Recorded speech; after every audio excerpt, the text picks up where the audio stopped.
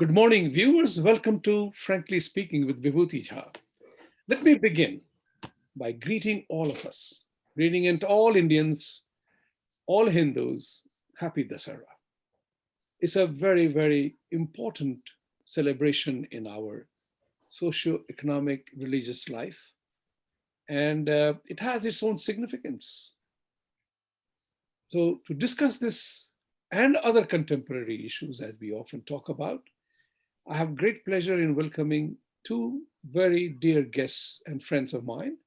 One is you are very familiar with, Dr. Rakesh Sharma. I will not introduce him as anything else because you know him. And the second gentleman is on my show for the first time, but I have known him for a while, Professor Satpaul Parashar. Professor Satpalji, namaskar and welcome to the show. Professor Satpal is a management consultant. He has been director of Indian Institute of Management, Indore, and he is now in the United States. He teaches in San Diego University, and he's also a financial professional. Satpalji is also very ardent Hindu, a very strong follower of Bhagavad Gita, and was part of Global Hindutva for Good, a conference that recently he was part of. I think you organized it too, right? You were part of the organizing committee? Yeah, I would say it's always a group that works together. That's right. The privilege of leading it. Brilliant. So Rakeshji, I want to bring in with you because you always every year host a Dusshera festival at Lido Beach in our Long Island. Share with the audience, assuming that they know nothing about Dusshera. Why do we Hindus have every festivity which has some significance of the kind at the human level? Your thoughts on that? Sure. Thank you, Vibhuti ji, and nice to be with your other guest, Satpal ji. As we all know, Dusshera is a major Hindu festival. When we say festival, I'm not just talking about doing some hoopla, music, and dance. In Hindu religion, every festival has a meaning. Dusshera, as we know, is called the win of or victory of good over evil. Here, the evil is Ravan, and victory of good is not just Ram, it's the right thing over a bad thing. And that's what we celebrate every year. And as we all know who Lord Ram was and who Ravan was, so this is not just celebrating that Ravan was killed that day, but it is actually celebrating that a person who has too much ego, who thinks that nobody can bring any harm to me, that I'm the most strong person on this earth, is finally defeated. And this teaches us a lesson that leave your ego aside. Don't be so proud that there's no one better than you. And just because you're powerful, you're not supposed to do anything wrong, like Ravan kidnapped Sita ji. So we have been celebrating Dusshera in New York for the last 6 years. And we are a chapter of New York of Indo-American festivals that originally started in New Jersey. They have been celebrating the Dusshera for 23 years. And as some of your audience already knows, that we do celebrate Dusshera on Lido Beach on Long Island. We are the only organization in the entire state of New York that has license or permission to burn the effigy of Ravan.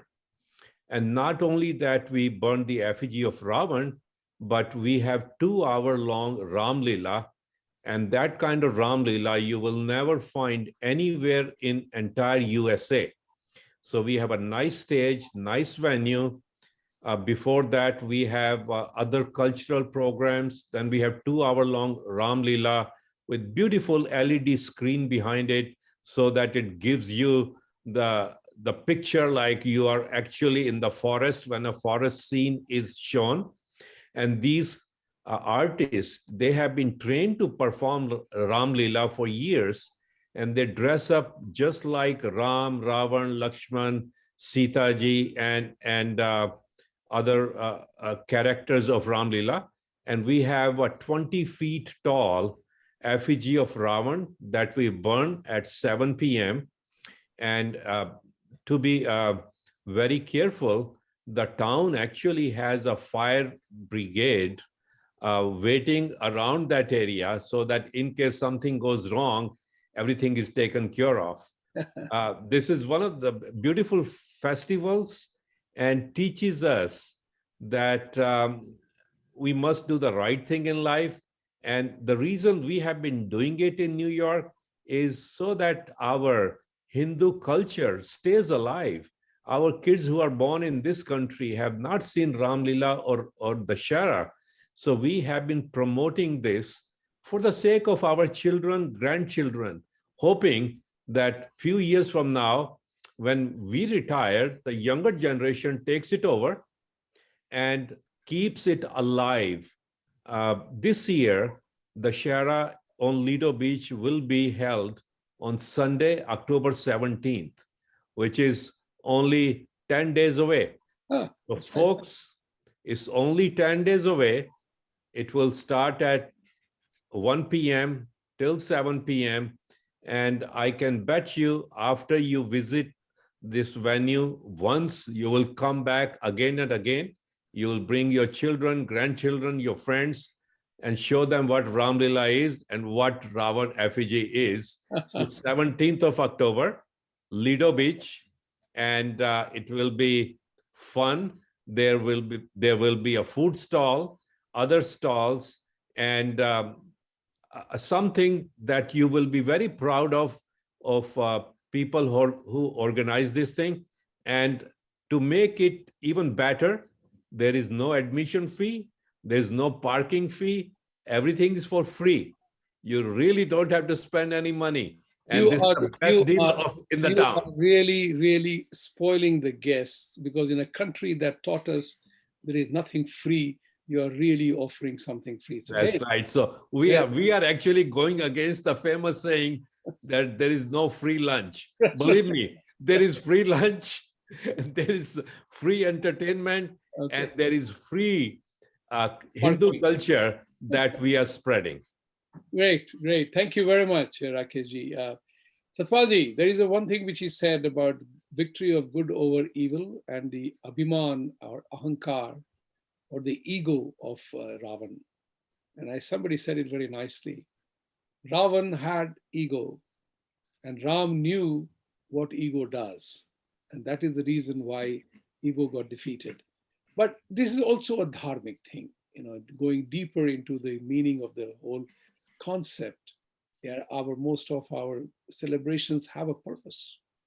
There is a reason. It's not the kind of thing where people just assemble to do something. It is driven for a purpose. So they talk about Ravan's ego. But Dusshera ka, your interpretation of things is that, this is also a big month for Hindus, because more than 7 or 8 states have declared October as a Hindu Heritage Month. So this, in the United States, there are, they celebrate Hispanic month, they celebrate Black Lives Matter and everything else. For Hindus who have been under attack on the Hindutva agenda, 9 states or 8 states have already declared Hindu Heritage Month. What does it mean for us? What do we do? And how do we celebrate this, considering that Dusshera has started, there will be Diwali to follow? How do we make that impact on the American society? You are muted. My throat was very bad, but as a friend, when you called, I said, okay. And you said it's more an informal discussion. So I said, I'll make an effort. Now, you have very rightly noted that Hindus all over the globe, wherever they have gone, they are loved and appreciated. In this country, it's not 5, 6, 7. There are more than 10 states and counties which have declared October 2021 as the Hindu Heritage Month. And this month declaration basically says is that these states want to recognize and celebrate the numerous positive contributions which have been made by Hindus to the American life in different aspects. Call it business, call it politics, call it spirituality. That is what the celebration is about. And I think this is a very satisfying recognition. And I can now relate to what you heard from Rakesh ji, that he said that year after year, they go and celebrate Dusshera. Why is it that the Hindus have been recognized and celebrated here? Why is it that the Hindus all over the world, I'm fortunate to have worked in different parts of the world, people have really loved our work ethics. People love the way that we peacefully conduct ourselves and live in harmony with the people. We try to coordinate, balance the life. We are the people who go for consensus rather than my way or the highway. No, that's not. And it is because of that that we are immersed into every culture wherever we go. Now, Rakesh ji was saying that they celebrate this Dusshera year after year, which is the victory of good over evil. I was reminded of that, how do you educate your children? There is a formal education, there is informal education. Culture is a powerful method of communication by conduct. You need not give a lecture on that how should, I would say, the good on the evil gets the victory. You will excuse me, I'll just stop it here and come back. Okay. I think he's having a throat problem, but let's continue the conversation on that part. He will continue whatever it is. But I also wanted to take this forward because in my experience of things, Rakeshji, what I have found is that we Hindus have never explained things to our children, educated them in terms of informal education of why something is done, because we ourselves were ignorant about it. I can bet my life that a whole lot of Hindus have not read Bhagavad Gita. They have not understood Bhagavad Gita. Because Harek Shlok mein, every Shlok of Bhagavad Gita has deep meaning. And for me, my attitude is very simple. My attitude is that, there are so many things, you can't pick up everything. But pick up something that is relevant for you. And that's it. If we are able to imbibe certain lessons from our own faith, that's enough to propel you towards better understanding. So Bhagavad Gita के 2 श्लोक जो मेरे लिए बहुत असरदार थे, which I will talk about it later at some point in time. But before Satpal ji comes back, are you back, sir? Feeling better? Oh yeah, I'm better. All right, so carry on wherever you were at that point in time. Yeah, so basically what I was saying is that our culture has imbibed over years, and we carry that culture with us all around the globe.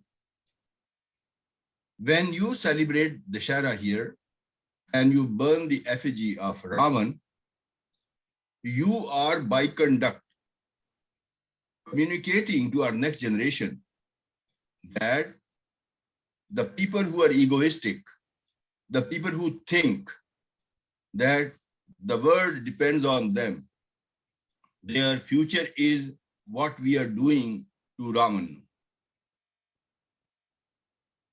I'm reminded of that, in Bhagavad Gita, in chapter 13, Shloka 5, it is described there that every human being, including Raman and Ram, yourself and me, we are made up of 14 components.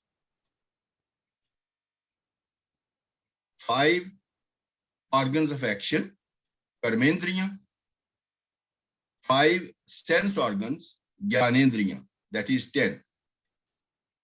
Next is mind. Mind is your feeling.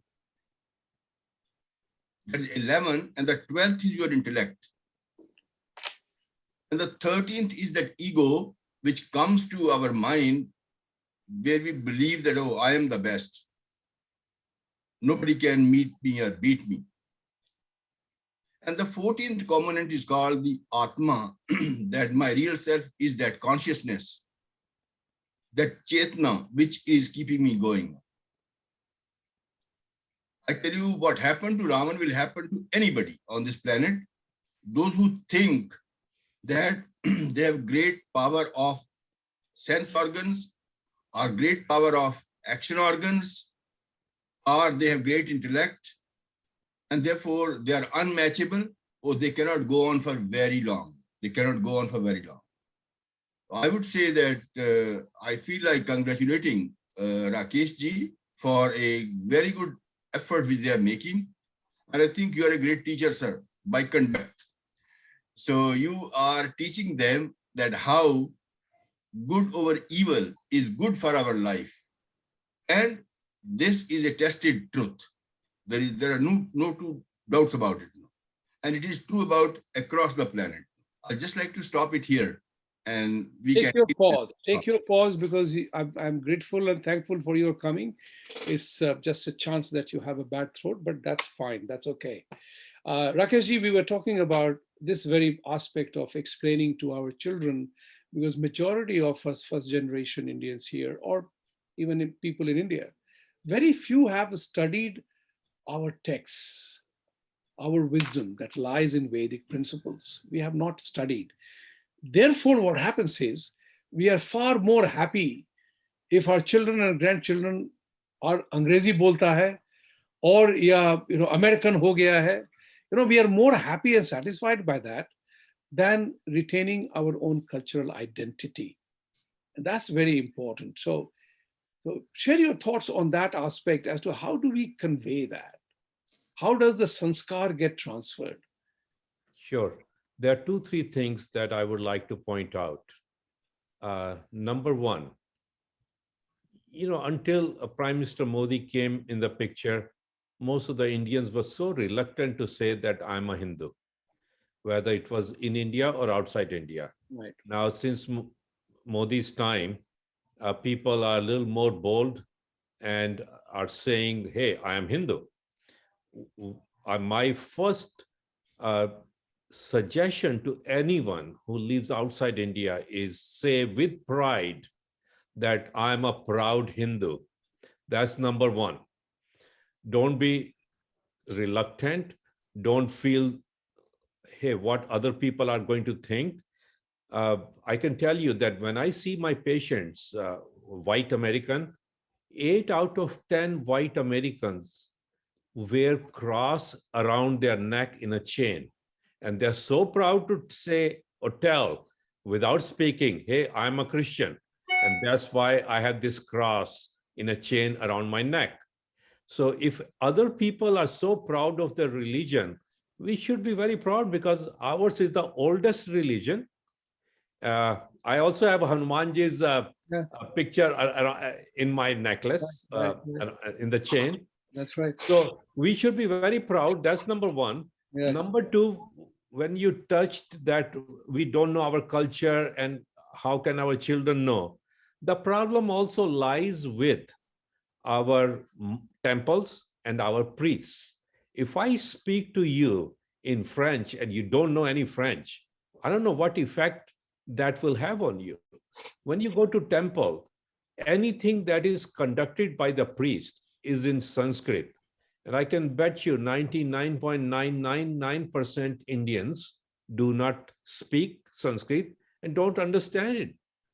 So what priests must do, how to attract people to the temple. Hey, if you want to say something in Sanskrit, whether it's a prayer or anything else, please translate that either into Hindi or English, whatever your audience understands. Otherwise, it has really no meaning at all. That's number two. Number three, here government is also at fault. Just like you feel so proud speaking English in India, why aren't you proud speaking pure Hindi in India? I don't mean the Hindi that nobody can speak. We all speak Hindi, which is a mixture of Hindi, Urdu, a little bit of Punjabi, whatever it is. But that is our language. So we should be so proud instead of speaking in English and trying to show to the public, hey, I know more English than anybody else. And that has been a problem from day one of our independence. We never promoted Hindi. We never gave value to our own language in India. And it's actually coming back and biting us. Just to make this story a little bit more crunchy or spicy, 2 years ago, I went to Varanasi to attend a Pravasi Bharatiya Divas, where Prime Minister came, President came, and they were all big shots. Very first day, I went there and there were like 4,000 or 5,000 people in a big hall. And I had no idea. I reached there late. I had no idea who these people were. They were on the stage, and the topic they were discussing was, how do we attract Indians who are born in other countries to come to India and enjoy the Indian culture? That was the topic, to attract teenagers to India. And at the end, after 20 minutes, they said, okay, we are giving mic to people who have something to say or have a question. So I was very aggressive. I picked up the mic and introduced myself like I was supposed to. And I said, I'm really sorry that I'm talking in English. The reason I'm talking in English is because you guys are conducting the whole function in English. I really wanted to speak in Hindi, but I will go along with you. And I said, how can you attract Indians who are born in other countries and they live in other countries to come to India when you yourself are not proud of your own language and your culture? So the person says, what do you mean? I say, you guys are speaking in English. Everything is being conducted in English. So you are telling Indians who live abroad, hey guys, we give so much preference to English. If you want to come here, make sure you know enough English. I said, so I didn't leave the mic for 5 minutes. And later I found out the person who was conducting the entire function on the stage was a general, I'm forgetting his name, some Singh. He was number 2 in External Affairs Ministry next to Sushma Swaraj. You're talking about General V.K. Singh. V.K. Singh, yes. So that was General V.K. Singh. So he was next to Sushma Swaraj. So I gave that 5-minute lecture and they all were stunned. And I told them that my kids are born in US and I have made sure that they all speak Hindi very well. So next day, General V.K. Singh met me again. So I reminded him, he said, okay, let's go. He put his hand around my shoulders. So President of India was supposed to come in the other room. So we all walked there together. So I'm just saying that we need to be proud of our culture, our language, and the priests should translate whatever they say so as to attract the people who don't know Sanskrit. So that is going to help our culture much more than just speaking in Sanskrit. I think language is one issue on which the train has left the platform in India, in the sense that Hindi could have become the national language soon after post-independence. One of the continued blunders of Nehru, this was one of them again, that he let the linguistic prominence continue. But since it is now as many years gone by, I always believe in urging Hindi-speaking people to learn a language other than their own. Just because Hindi is the national language, the principal national language spoken in 5 or 6 or 7 states, doesn't mean that it should be imposed on others. That has, unfortunately, that's the connotation the South looks at it. So my urge to all the people is, You want to foster greater understanding? Take a language, learn it. Learn any language, be it, doesn't have to be South Indian. It can be Tulu, it can be Assamese, it can be Bengali, it can be Maithili, it can be Marathi, it can be anything, Tamil, Telugu. But every Hindi speaking person must take another language as a voluntary contribution to national welfare, which is what will inspire people to accept others as well. But that's not the subject matter of today. I also wanted to drift into some of the happenings around us. It is a very important month for us Hindus and Indians. Dusshera, Diwali, and all are there. But our enemy nation, Pakistan, always creates problem for us.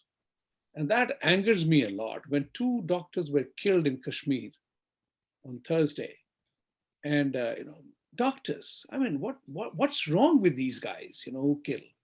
There has to be a separate law, it almost appears to be. So my question to you, Professor Satpalji, is democracy being abused by the criminal elements, knowing full well the weakness of democracy?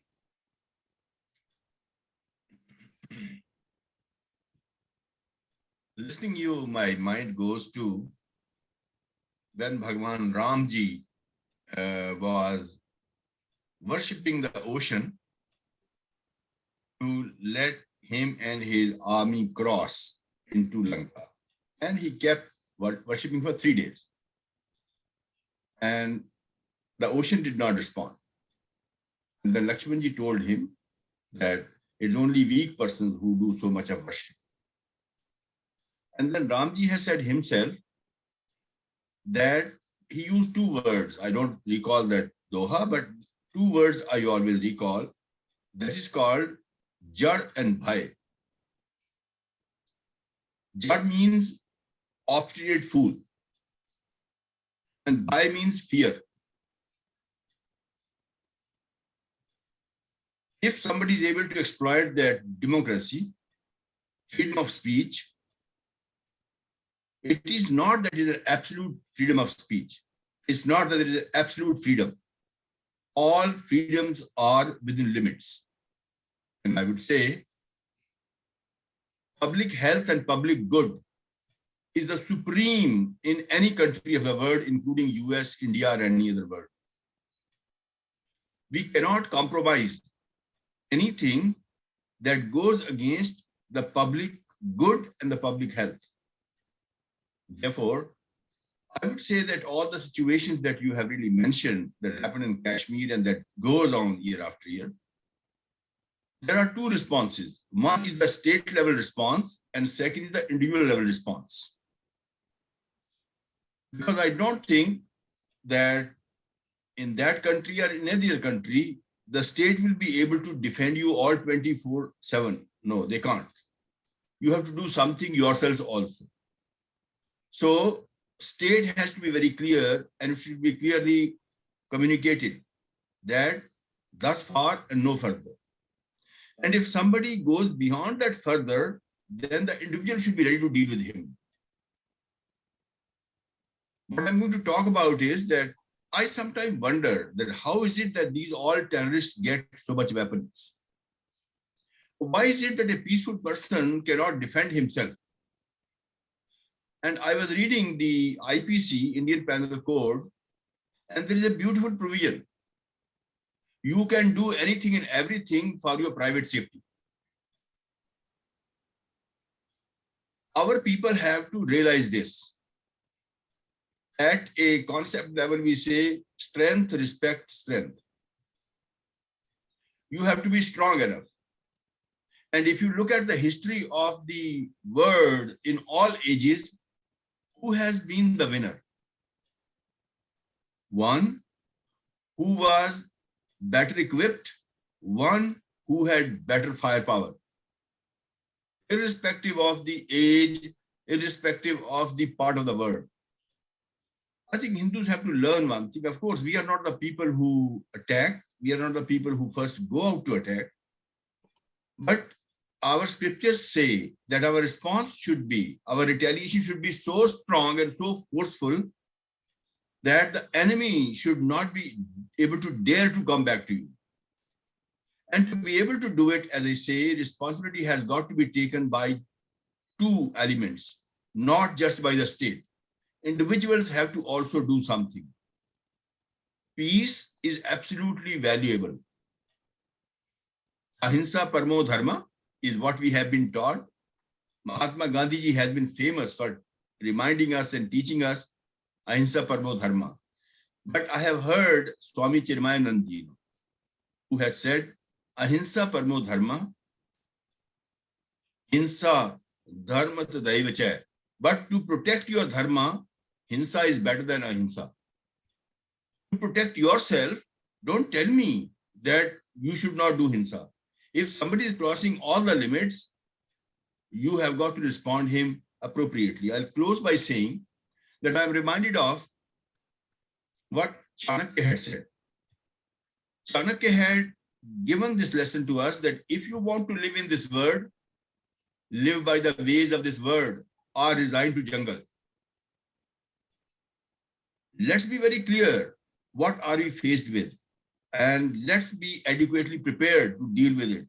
So I would expect that if this kind of murders have to stop, not only the government has got to assert itself well within the democracy. Absolutely, democracy does not permit that you can have limitless freedom. You cannot take take somebody's health or the well-being of somebody. No way. Next That brings me to the second question which I had in mind, and I will request Rakesh ji to develop on it, is also the fact that democracy is there, definitely there. But my key question is, are the criminals exploiting the incredible elements of democracy, where I have been told personally, that we will hit you on things that you are very proud of, your rule of law, and your freedoms that you very cherish. We are going to hit you hard. Prove me that I'm guilty. That's one of the things that is very essential for us to confront. And you said it very correctly about that fear is the operating instrument of these people. And the important part is to respond. You said government and people, and I say this all the time, whether you are a vegan, vegetarian, or ahimsa ke param pujari, if you are attacked, if your family is attacked, you will have to protect and defend the honor and the life of the people in your family, community, and the country. We have to be in a state of constant readiness. Rakesh ji, this has been going on forever. And it is infuriating, actually. It kind of makes you really vigilant, to use the Hindi word. With impunity, these people come and kill and they celebrate. They take ownership. Oh, we did this. What is our response? Ought to be, considering what Professor has said, that even at individual level, we have to retaliate. Police will not be there all the time. And in this background, I begin to have faith in Second Amendment here, the right to bear arms. It's not that you people who are bearing arms are go on a killing spree. How do we actually address the scenario? Professor said, hit them hard, so hard that they think twice before coming. But वो कमबख्त, उनको पता है कि हम कुछ करेंगे नहीं, तो फिर आते रहते हैं. अब दो शरीफ जान ले ली उन लोगों ने वहां पे. And what bothers me, and I'm expressing myself openly about it, that Khalistani elements are taking help of these Napakis. उनके पुरदादों ने सिख गुरुओं की हत्या की है, तेल में जलाया है, और आज वो उसी के बारे में उसी सपोर्ट लेते हैं इस तरह की हरकत करने के लिए. ये समझ में नहीं आता. How this has become a point of no return now, because patience is wearing thin, and because of technology, we know of events happening almost instantly. ये नहीं कि 4 दिन के बाद इंडियन एक्सप्रेस में या टाइम्स ऑफ इंडिया में news पढ़ी कि वहां ये हो गया. What we know, ये हुआ है. It's a huge difference, Rakesh. See, we all know the history of J&K, what Nehru did, and what problem has been there since 1947. We don't want to waste time on that. Right, Uh, right, One good thing that happened a year plus ago was Prime Minister Modi removing 370 and 35A. right. So that's fine. I don't expect miracles in a year, but I do expect government to be very tough. What has been going on, which actually is a bad Hindu philosophy, we are always on the defense. We are always in defensive pose. So we only take action when we find one terrorist crossing the border, except one time when Indian Air Force went into Pakistan and attacked the bases of terrorists within Pakistan Right. or Pak-occupied Kashmir. But otherwise, you will see we are always chasing the terrorists. It should be the other way around. As we all know, a famous saying in English, best defense is offense. Indian government has forgotten that. Don't wait until something is done. Don't wait until 4 people are killed. Go and find people who look suspicious. As you know, New York had a policy a few years ago, stop and frisk, which your audience remembers very well. But those who don't know what is stop and frisk, it just means police has a right for non-intrusive brief stoppage of a suspect. Suspect doesn't have to be a proven criminal. Suspect is a person that police thinks may do something wrong. Okay, so what in J&K you really need is this stop and frisk policy. The police must stop people frequently, whether they look Muslim or Hindu, doesn't matter, because these terrorists might pose themselves in a Hindu dress. So stop these people before they can commit any crime. And I have no idea what our 100,000 plus army is doing in J&K. I mean, when we say J&K, we are not even talking about Jammu. We are not even talking about Ladakh. We are talking about Kashmir Valley. And 1 lakh police army, and I'm sure the police, can't they regulate in and out of border crossing and look at people who look suspicious, stop them, beat the hell out of them if they find anything suspicious with these people? I mean, what are we waiting for? And other second point I would like to make is Modi government must give incentive to Hindus. Hey, here is 5 lakh rupees or 10 lakh rupees. Go and settle down in Kashmir Valley. And as we know, if we inject lots of Hindus in Kashmir Valley in hospitality business, and not only that, you will revive the tourism there, but you are going to inject tons of Hindus in that area and make gated communities like we have in USA. So there are lots of things that government can do.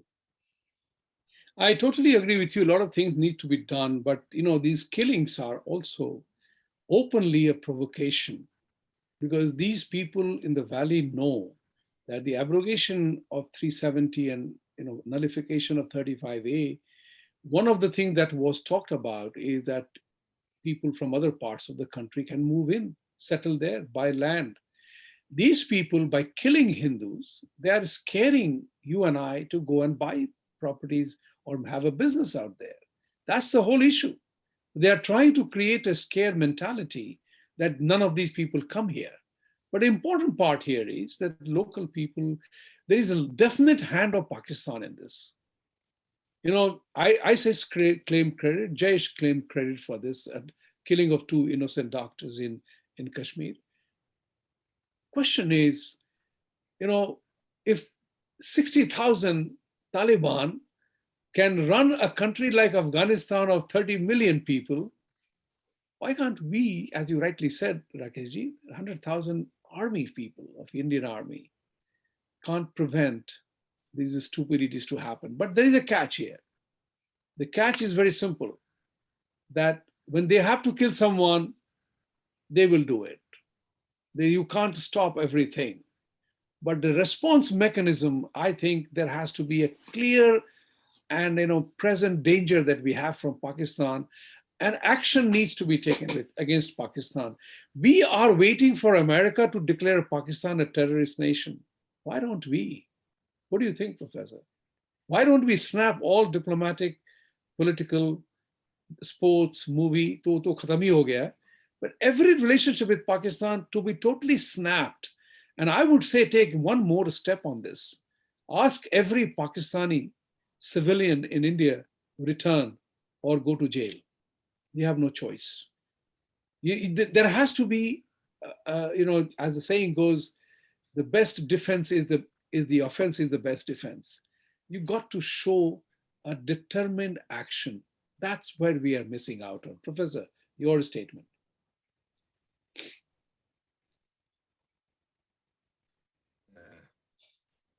I would say that we first train our children to be nice people, and we teach them that you should first listen before you respond. So by psychology, we Hindus are trained as reactive people.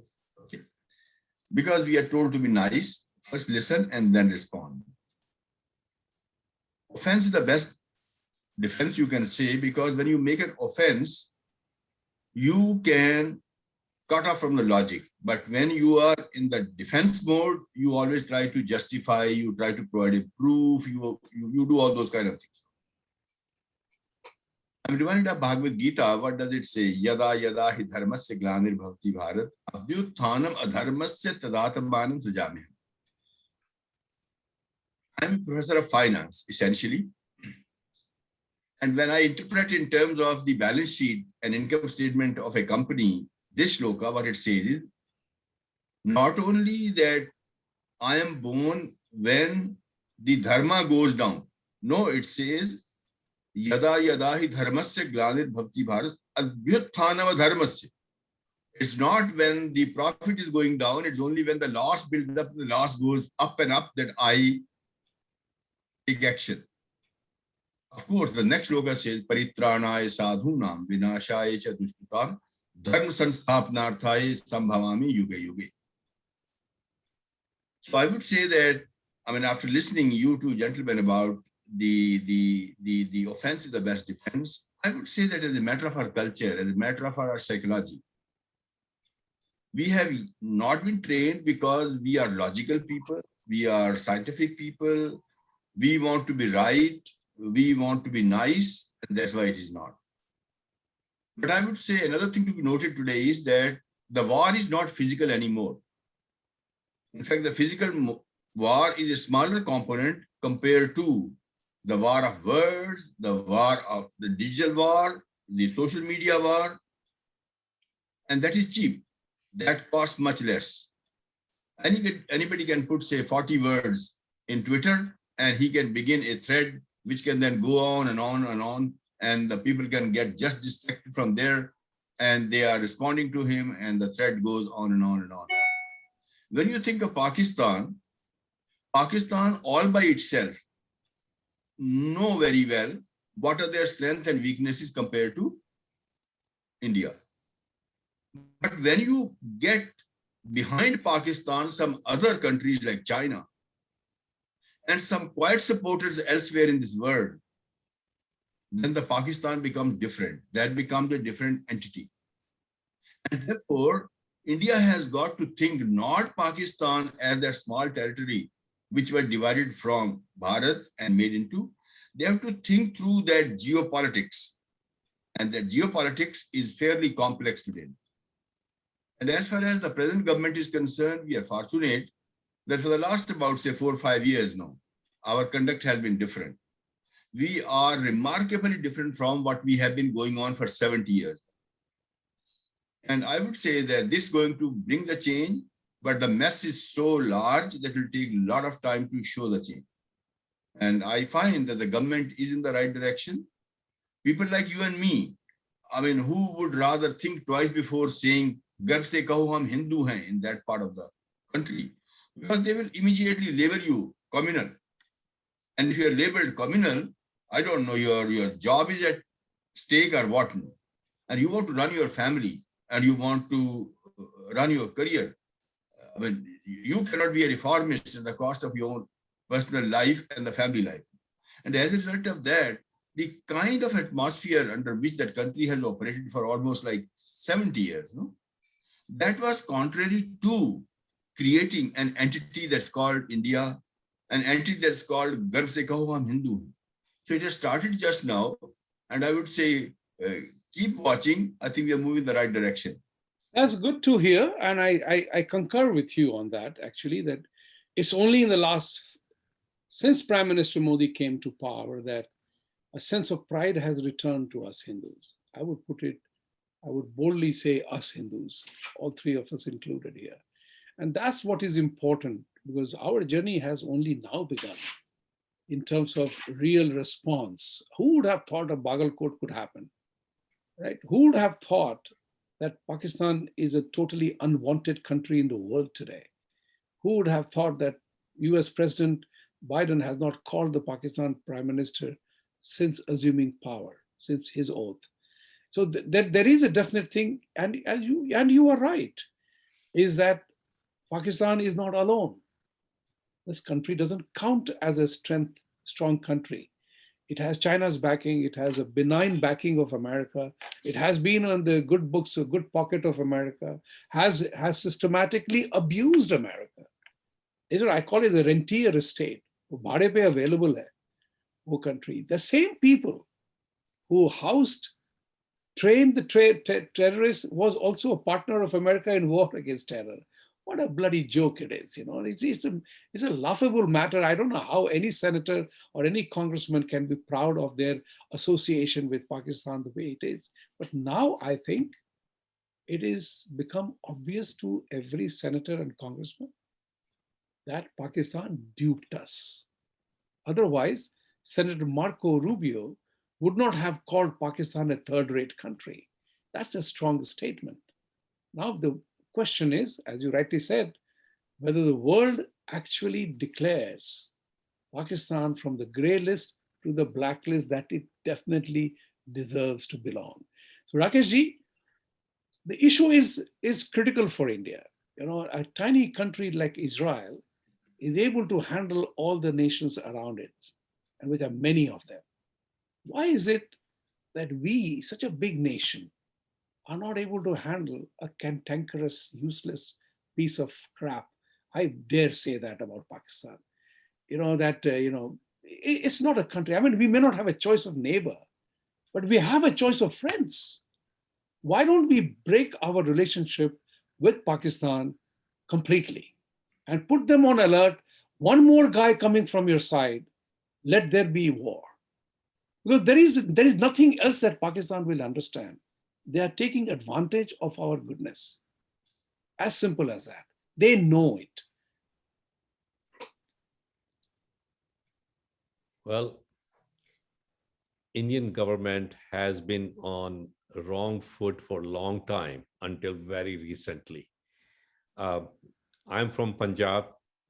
There were hardly any Muslims in Punjab, but today if you go to Ludhiana, you'll see 5 lakh Muslims in Ludhiana. I don't know where they all came from. Chances are they crossed the border from Punjab of Pakistan into Punjab of India. And this all happened when Sardar Manmohan Singh was Prime Minister. And now a lot of Sikhs and Punjabis are converting into Christianity in Punjab, just for 5 to 10 lakh rupees per person. So that is Madam Sonia Gandhi's giving to India a gift, you can call it. So when India is so divided and people who are in power don't take any action, this is bound to happen. I mean, Prime Minister Modi, yes, he closed down so many NGOs, but at the same time, conversions of Hindus into Muslims and Christians is going on since Modi took power. A lot of Rohingyas enter India during Modi's time. Talk is very cheap. Prime Minister Modi is also at fault. I'm a big Modi fan, but he is also at fault for not checking these things. You got to put few celebrities in jail, and he has not done that. Rahul Gandhi, Sonia Gandhi, Owaisi, all these people are walking as freely as they were 20 years ago. So you can do any crime. You can say, hell with India in the middle of the street, and nothing can happen to you. Uh, so that's number one. Number two, we also have 18 to 20% population in India that is Muslim. No I'm told matter, it is not 18 to 20%. It's only 13 to 15%. yeah, this is government is trying to do rest of the people, Right. but they are definitely 18%. Uh, Government undercounts them on purpose. So if you can say they are really, let's say 15%, and 80% of them are not loyal to India, whether you go to Kerala, whether you go to Kashmir or West Bengal. I mean, you're scared to go to the areas where those guys are in majority. In your own country, you're not free to go to West Bengal or to Kerala. Forget about Kashmir. So if you have that kind of what we call minority, they are not minority, but they're sizable population that is anti-India. And then you have entire opposition that doesn't care about the country, but they care about themselves. I hate to say that, I don't want to say every, but most of the Hindus in India are for sale. You just have to give them the right price. And that's why India is in this shape that we see. Can you buy one Muslim in India? Absolutely not. He will die before you can buy him. Can you buy tons of Hindus in India? Any day, any time. That is our ethics, that's our morality. And that's why India, that included Afghanistan and Bangladesh and Pakistan and Burma, has been reduced to almost 60% of what we used to be. That is our Hindu brotherhood. We are for sale. And I'm sorry to say that until Hindus think about their culture and their country, nobody can help them. Muslims are not going to help them. Nobody is going to help them. They need to wake up one day and say, I'd rather die than to sell myself for 5 to 10 lakh rupees. You can buy a Sardar or Hindu in Punjab these days, convert them into Christianity for 5 lakh rupees. I mean, it's that simple. I mean, you have definitely painted a very harsh, real scenario. You have not concealed your choice of words. You have expressed yourself very strongly, and thank you for doing so. Because there are times when we all need to feel the heat. What exactly is happening? Is blaming is easy. There are enough number of Mirchi Saints who will sell their soul for a few pennies more. And I say this with very great disappointment. When I was told by a Pakistani friend of mine, "Aapke log do aane ke bikte hain." You echoed that sentiment, Rakesh ji. So I'm thankful to you for saying that and reminding me of that conversation. That "Aapke log do aane ke bikte hain." It was humiliating, but also true. Sometimes we have to acknowledge where we suffer from. So our texts are great. I mean, Mahabharata, Gita is a text. It's a text of study, of realization that whenever dharma was threatened, Lord भगवान उठे थे युद्ध के लिए. हम क्यों भूल जाते हैं इस बात को? We have been brainwashed into believing in our own impotency where we are none. We are a country of warriors. We have had brilliant warriors. The history has been suppressed. And Dharma, our Ramayana and Mahabharata are classic examples. That you give peace chance, but when it comes to war, then don't fight shy. And that's what Professor had said. When you want to hit doubly hard so that the guy doesn't have a chance to come back. Gentlemen, the time is up. It has been a very serious, important conversation I had. And I'm very happy about that, because there are times when we have to take the bitter pill, because unless and until we take the bitter pill, we'll not know how bitter, what ails us. It is important for us to know. It is a Hindu Heritage Month in America. We are celebrating Dusshera, victory of good over evil. We are also going to celebrate Diwali, Festival of Lights.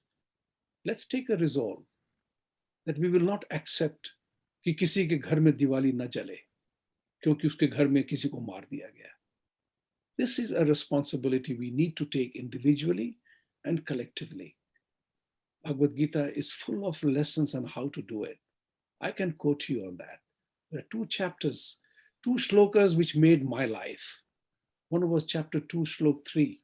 There was a time when I was feeling, there was a moment in my life when I was completely beaten and bruised, deceived and destroyed, until my Guruji told me, read that shlok. I went and studied that. And I realized that I'm not important. I will not give in to importance. I will fight for my own being. I will understand the scenario around me. And I did. And the second one is chapter 18, shlok 14 and 15. The success formula is written in there. You have to create the ground. You have to bring the people. You have to create a team. You have to drive with mission. I'm using the English words, but you read it and you will know the actual Hindi words. And then you have to commit to doing that. And then you leave things to God. You don't begin your journey by saying, Bhagwan jo karenge so karenge. Bhagwan usi ko madad karte hain jo khud ki madad karta hai. So remember that part. We have a responsibility on our heads. So with these words, happy Dusshera. Thank you, Satpal ji, for being for the first time, and I hope you will come again. And Rakesh ji, as usual, great pleasure having you. We need to have the hard-hitting truth close to our heart. Thank you very much. Thank you.